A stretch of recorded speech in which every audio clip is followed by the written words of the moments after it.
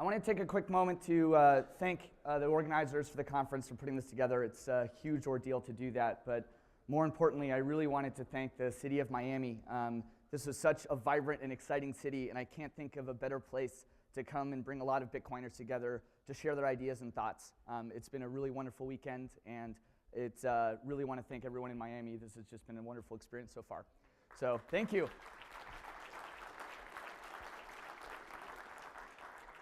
So I don't really know how to follow up 2 days of unbelievable thought leadership and amazing innovation that is being shared by everyone here. So really, my presentation today is going to be quick, and I wanted to basically go and do a quick review over the past year. This industry is moving at light speed, and it can be difficult sometimes to get that perspective to sort of study what has already been accomplished. So I want to kind of energize the group a little bit around where we were just a year ago today, tell you a little story about blockchain.info and its founding, and also introduce you finally to the team that's behind the project. And then the last thing is really a call to all the entrepreneurs in the room that are thinking about building software for Bitcoin, and basically tell you a little bit about the journey that we've been on over the past year, and sort of share some reflections about product development. And that'll be sort of the overview for this afternoon. So a year in review, the history of blockchain, the introduction to our team, and then reflections from the road. So 1 year ago today, the price of Bitcoin was $18. And we all know where we are now. It's hovering back around 1,000 today. 1 year ago today, the market capitalization was 118 million, and now it's 12 billion. It rivals that of entire nation states. 1 year ago today, there were 100,000 users at blockchain.info, and I'm proud to say that we now have over 1.2 million users at blockchain. That's more than the metropolitan area of Dallas. It's more than Denver. It's more than San Antonio and Albuquerque and places we come from. And it's getting bigger. This is a worldwide community that's growing all over the place, but it's kind of fun to put it in the perspective of places we know. This is a really interesting chart. It shows the transaction volume over the entire history of time, and this is a chart on blockchain.info. And you'll see as the price of Bitcoin has risen and the popularity has increased, the transaction volume has increased as well. Right now, we're doing around 61,000 transactions in the entire Bitcoin ecosystem a day. And what's really impressive about this chart is the price has increased, the number of transactions has too, and there's some preliminary research that's coming out that if it proves to hold true, will shatter 50 years of neoliberal economic thought, that as the price of Bitcoin goes up and the popularity does too, so does the transaction volume. And the research that's coming out shows that it's moving at the speed almost at parity with the US dollar. And this is absolutely wonderful news for economists out there. Obviously, thanks to amazing companies like BitPay and Bitpagos and other ones around the world, merchant adoption has been a big story in 2013. You've seen the world's largest blogging platform in the world accept Bitcoin. One of the world's most popular websites for news and social media. OkCupid, the world's largest dating website. Overstock.com, a major retailer. Tiger Direct, headquartered here in Miami. Zynga. You can go to space with Bitcoins, and massive merchant adoption has been a wonderful story in 2013. So basically, as we sort of visit a little bit more about where we're going to head into the future, I do think it's relevant to tell you a little story about blockchain.info. So blockchain.info was started by a young man, and he's probably someone I have the deepest respect for from an entrepreneurial perspective. Ben Reeves is the founder of blockchain, so I'm here speaking on his behalf and on behalf of our team. What he accomplished was pretty remarkable, but what he set out to do was relatively unremarkable. He began his project in August of 2013 and basically wanted a simple website to study currency statistics and double spends in the Bitcoin economy. And he started listening to feedback in forums online, Bitcoin Talk, and answering the call to build new things and learn from the community. And basically, it was a very grassroots effort to build the product and design it. The wallet service was launched in early 2012. Android app was published soon after. We launched an iPhone app for a wallet service in 2012 as well. And at the beginning of last year, we had 100,000 subscribers to the wallet. By May, there were 250,000 wallet subscribers. There were 500 by October. In December, blockchain conducted possibly the world's first Bitcoin-only acquisition when it bought ZeroBlock, the #1 most popular Bitcoin app for iPhone and Android. And it's wonderful. If you haven't downloaded it, check it out. And in January 2013, we started off the year with a real bang. Over 1 million users have signed up. This is a major milestone for any type of product, but especially so for Bitcoin. The skeptics, the calls that we were building a Ponzi scheme, the calls that there were no commercially viable products available in this space, have completely been eradicated. Now new arguments are forming, and we'll have to live through those as well. So the last year has seen the founding team of Blockchain formed. So myself, Ben Reeves, who's the CTO and founder of Blockchain, working on super secret scientific things. He's like a chief scientist in the company. Roger Veer, who works on our business development. Dan Held, who's the product manager of Blockchain and co-founder of ZeroBlock. You've got Cheng Pen Zhao, we call him CZ, an entrepreneur with lots of experience, worked at Bloomberg for 4 years, and our technical lead managed massive explosion of developers under his management, and also an entrepreneur on his own. I'd like to introduce Sean Percival, who will be working on our marketing efforts at Blockchain, an entrepreneur from the Valley. George Mandrick, who's really much the heartbeat of our company in a lot of ways, interfaces with all of our customers, and a blockchain expert. His absolutely lovely wife, Allison, who does all of our kind of communication to our customers. We also have on board Bill Hill, a wild expat who lives in Paris, 17 years of mobile development experience. He was building Symbian phones back in the 90s. Andrew Lee, who's doing front-end engineering, and then David Chen, who helps on operations and strategy. I'm very excited to announce today that Andreas Antonopoulos is joining the Blockchain team.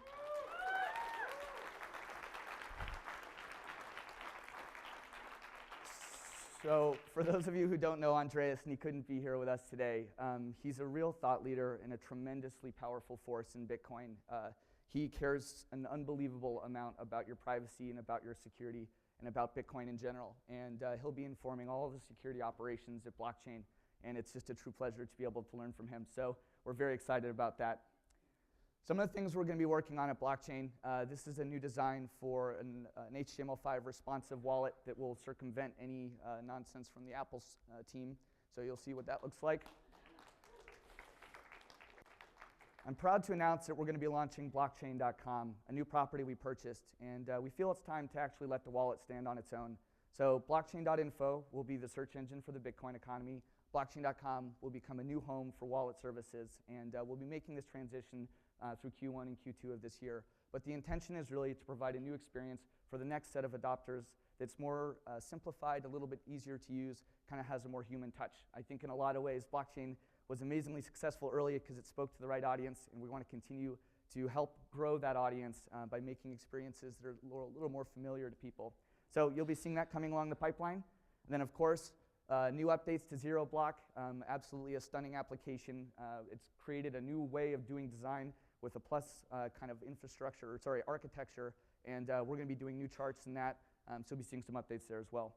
Now, what we're working on is actually probably not as exciting as many other things that are happening in the world, and I'm going to transition actually now and spend a little time talking about what we're looking for in the community. So I'm here to solicit everyone's attention and help. We're calling all the honey badgers in the world together to come build products and services. We need you. Blockchain.info has free APIs. They're very well documented. If you have an idea for a game, a product, an app, a different type of wallet, maybe a wallet that helps parents do allowances, or a wallet maybe that's designed for sports fans or something like it, you can skin it, you can build it, and we'd love to see those kind of things come together. So this room is really at the forefront of helping us make the next adoption of Bitcoin happen. And we need you to build beautiful and simple products that are fun and that basically take the intimidation out of Bitcoin a little bit. So over the last year, the Blockchain team has eclipsed over 1 million miles of flying time. And over that period, I've tried to take some photography as I go around to sort of capture some moments. And also, this portion of the presentation is really a little bit around product design and development and how to think about ideas if you have them. So if you've been sitting on the sidelines, or if you're working through your own product right now, maybe learn some of these lessons that have been hard to learn for me, and hopefully you can maybe build a little bit faster or something like that. So this photo was taken on the border between Argentina and Chile in Patagonia, and it's called La Valle de la Luna, which means the Moon Valley. And of course, we're all headed to the moon, hopefully.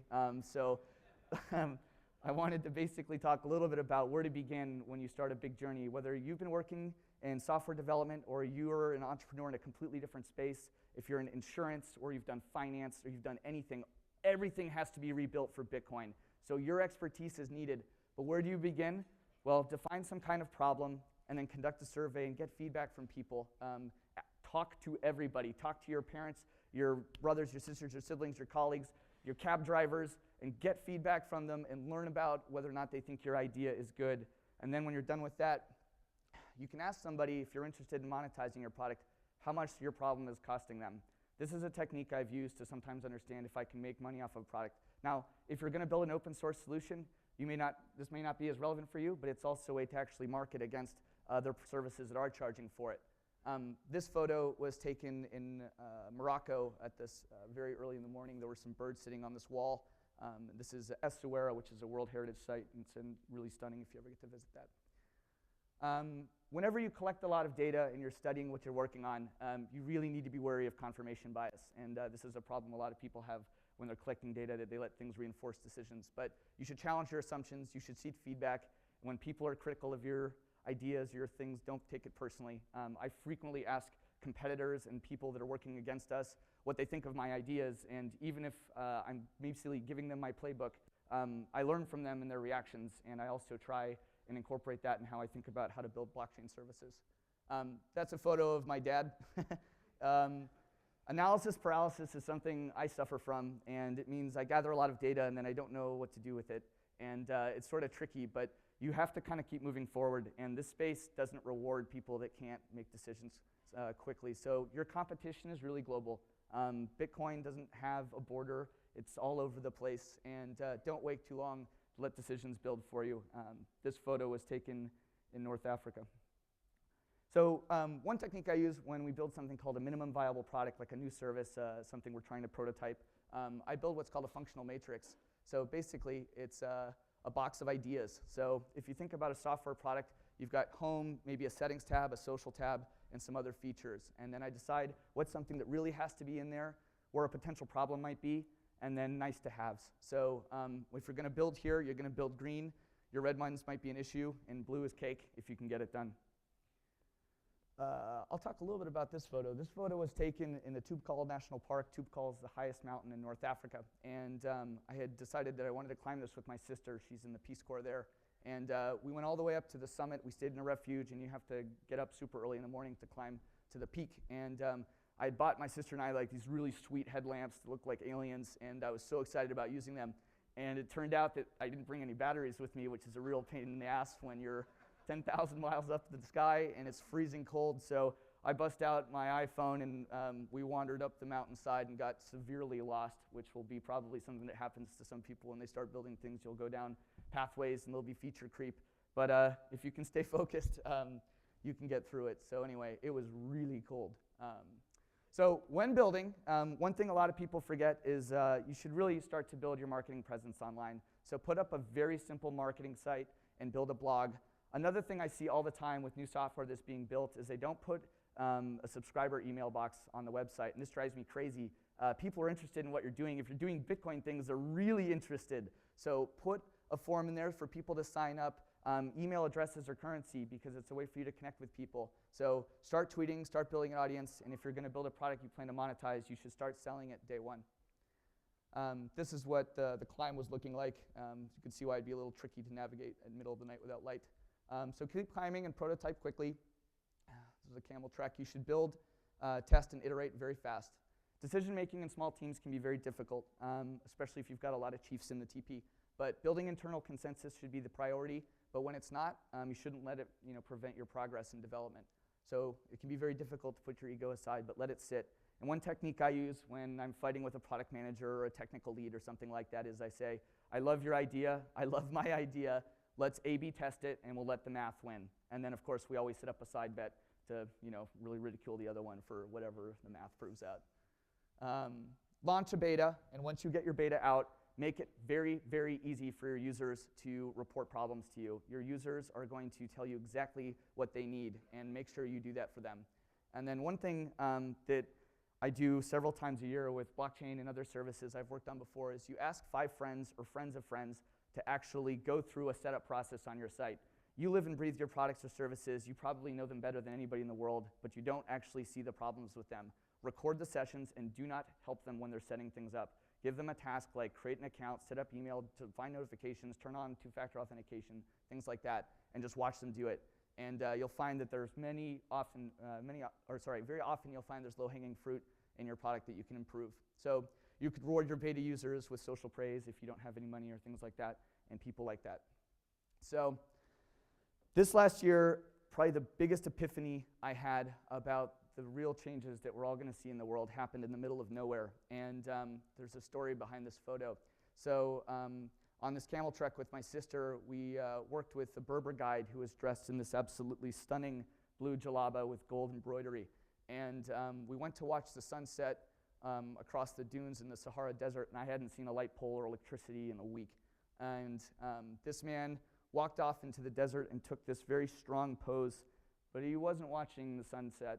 He was watching the moonrise on the horizon on the other side. And I was curious what was going through his head, but he stood there and just looked very reflective. And for 5 minutes, the sun was setting, and it was just gorgeous. There was sand kind of pushing across with some wind. The dung beetles were kind of cruising across the sand. And the whole moment was shattered. And I hear this doot, doot, doot, doot, doot, doot, and his cell phone goes off. This guy who picks up rocks and sells polished geodes in a North African desert has an iPhone 5. And he checks his email. And at that moment, I knew that we had gotten to a point where someone in the North African desert could have access to all the financial equipment and all the information that someone in a Fortune 100 company has. And I was sure that for the first time we could possibly, in the history of mankind, regain our financial sovereignty, and it was a really special moment. So for those of you that are building products and services, that are entrepreneurs and going down that lonely road, the most important thing about Bitcoin is probably not the price and not the market capitalization, and maybe not even the technology, but the community in Bitcoin is the most enthusiastic, energetic, impassioned, and supportive you could possibly ever want for any mission in your life. So don't worry, be strong, and we're going to get your back. We're going to help each other. A rising tide raises all ships, and I am so excited about 2014. And if anybody needs anything or wants to talk about ideas or get feedback on their products or services, please come find me after this. I can talk about this stuff till I can't talk anymore. And anyway, I really thank everyone for coming out to this, and tell your friends about Bitcoin and keep spreading the good word. It'll help everybody. So thank you.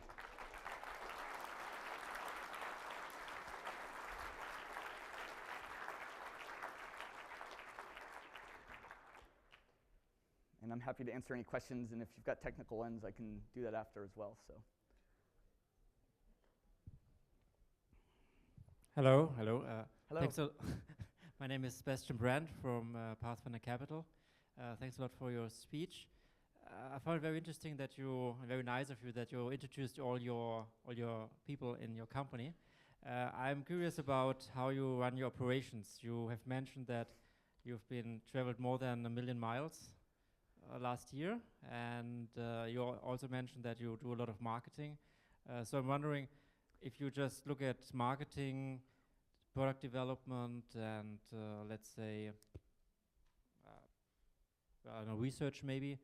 What are the percentages that if you take the total workload of your people, of you and your people, that you spend on each of these buckets? Okay, so I would say we've made substantial investments in really sort of supporting grassroots efforts. These conferences are great, and there seems to be one about every 2 weeks now, and they're always in a different corner of planet Earth, which is fun because we get to see really how international and how non-centralized Bitcoin is. When I think about how companies will be built in the future, I don't look at the last 50 years of brick and mortar businesses. I think really differently. Blockchain has been built as a distributed, disciplined company that is completely internationalized. We have employees on 4 continents. So in terms of how we deploy resources in the company, right now we're trying to hire as many developers as possible to continue to grow scalably. Hiring the top talent in the world is really important to me, but mostly finding people that are really Bitcoiners, ones that are really there for the mission and the long-term promise of giving people back their financial sovereignty. For me, that's more important than finding someone who may have had more experience somewhere else, because when they're part of the mission and they understand Bitcoin, then the rest is easy. I guess the only other thing to comment on is that blockchain is a bankless company. We're a 100% Bitcoin-based business, so think about that for a second. We pay our employees in Bitcoin. We pay all the services we use in Bitcoin. We travel on Bitcoin. I use 9flats.com to rent apartments all over the planet in Bitcoin, and it's truly different than anything else. It's a major competitive advantage for us. And also, we only do our deals in Bitcoin. So when we work with partners, which is how we provide free services for everybody, we earn that income in Bitcoin. So if you think about this in terms of building your own business and accepting Bitcoin as a form of payment, it's amazing. We did deals this fall for advertising with amazing partners like Gift and other ones. And when we take those dollars, or we take Bitcoin payments in the fall and the price of Bitcoin goes up and we yield all that value, it's really good for everybody. So hope that helps a little bit. But I think most importantly is that we're making investments absolutely on the R&D side. That's probably my biggest focus is product. The biggest issues in Bitcoin today are that the products have to mature. Like, it has got to get better. And that's why I welcome competition and hope that lots of ideas are coming together and come after all the services in the industry, whether it's wallets or whatever, make them better and make them good and make them easy to use and help people understand why Bitcoin was going to make their lives better. Hello, Sean Wilkinson, Bitcoin developer. Thanks for all the stuff you guys have put out so far. Really appreciate it. 2 questions. So, how hard would it be on the technical side to implement, multi-currencies into your online wallet? And 2, what do you say to the people who say you should just not use an online wallet at all unless you guys are implementing something like multi-sig? Right, so multi-sig is definitely on our radar, and that's one of Andreas's big sticking points. He's been harassing me about that. Are you going with 2 of 3 or some other? I can't speak for how we're going to implement it yet, but we're focusing on that a lot. For people that would say that using an online wallet is not ideal, I store all of my Bitcoins on blockchain, but I like eating my own dog food, and I advise people that they need to set up extremely secure passwords. They need to learn about 2-factor authentication, and they should set up a secondary password, which is like a PIN number to release money when you're spending it. That being said, I will humbly submit that I wouldn't advise anyone to put all of their wealth in one place. You should diversify it. But there are other kinds of issues with cold storage, like the fact that if you put it on a paper wallet, that wallet can be destroyed, lost, corrupted. If it gets wet, it can deteriorate. So I think people that say that you can't use an online wallet are very ignorant. The wallets online, and especially mobilely, are going to be the last mile. That's how the money moves around in the economy. So don't store everything there maybe, but keep enough to go buy coffees and help support local merchants that are like the Clevelander, which is now accepting Bitcoin. I think most importantly, when you think about picking a Bitcoin wallet, you should think about what kind of company is behind it. Have they open sourced the client-side technology? Are they coming to conferences and speaking and putting their name out there? I think about those things because Bitcoin is very stealable too, and you need to work with reliable and trusted partners. And so those are some things to think about. But blockchain is designed specifically to entrust users with a little responsibility. They can't forget their password. We have no access to private keys at blockchain.info, which means that if you lose it, it's really gone. But that's also a wonderful thing. You're your own bank. I can't freeze your account. I can't stop a transaction. No one in my company can prevent you from doing whatever you want with your money. And that's a beautiful thing. And the multi-currency?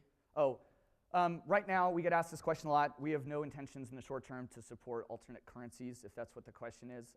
I reserve the right to evolve my thinking on that. But right now, from my perspective, Bitcoin is an order of magnitude of an improvement over the existing financial system, and all the other altcoins kind of flutter around it. I think it would make sense for us to really sort of make sure we get Bitcoin right first, and before the other things sort of take off. I anticipate and welcome the other ones, but let's get Bitcoin right first.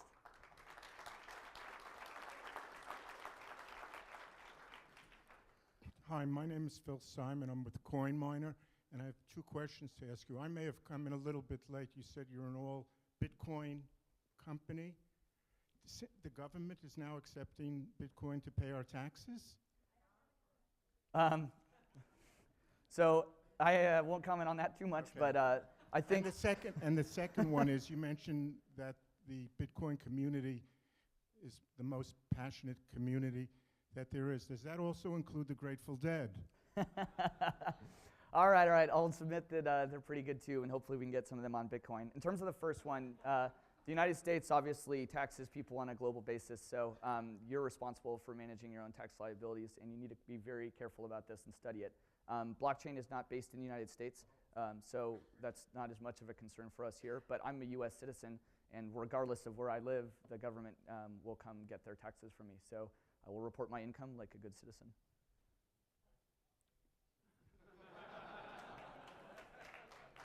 All right, thank you guys so much, and I appreciate everyone coming out to this and looking forward to hopefully seeing you guys in the future.